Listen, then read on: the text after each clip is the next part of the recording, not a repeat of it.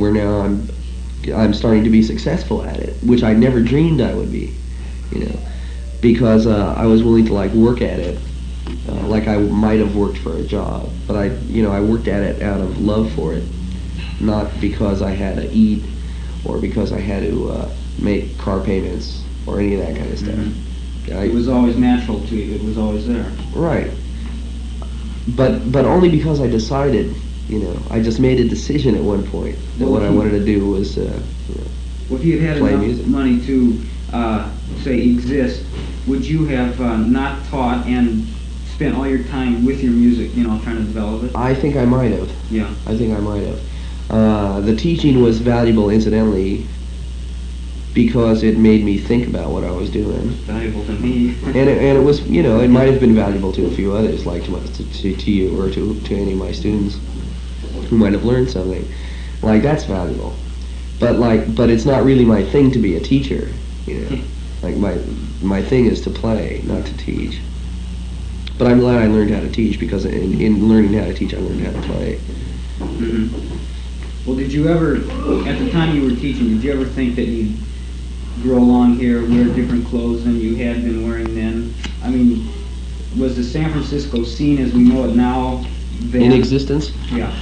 No, but all the same people were around. Yeah. All the same people were around. We were all just doing different things. We all knew each other then, too. Yeah.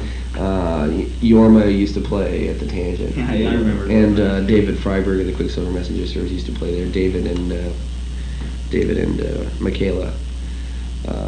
And Other McCree's uptown. right, and all the elements of this whole scene were around in those days, playing at different gigs, playing at dumpy little coffee houses and stuff like that, and making $5 a night or something like that, and then really scrounging for the rest of the week to make it.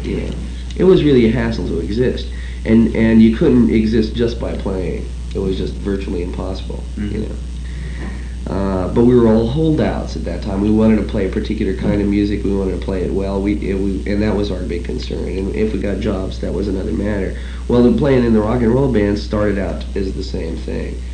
What really made you put down the banjo and pick up the guitar? I mean, I know it's a gradual changeover. It was just a gradual changeover. I mean, I got interested.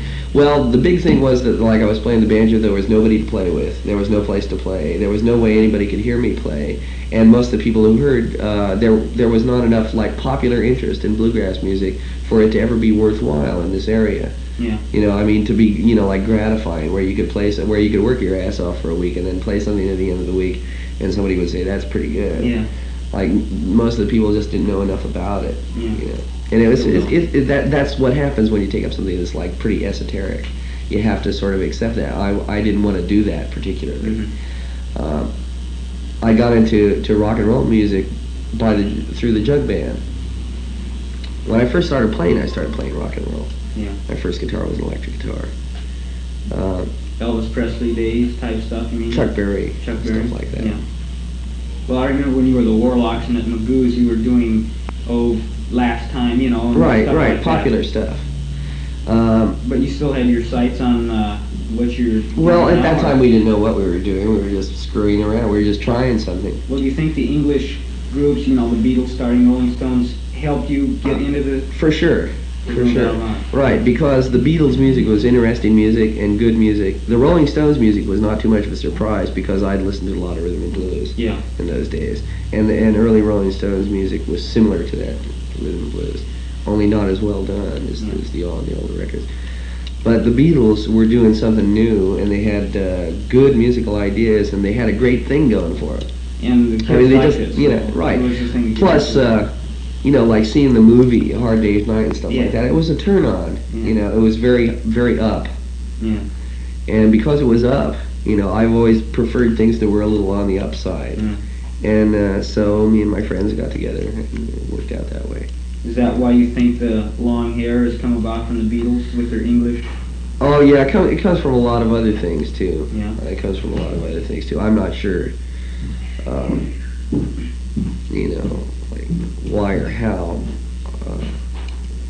I just have it long because I sort of like it.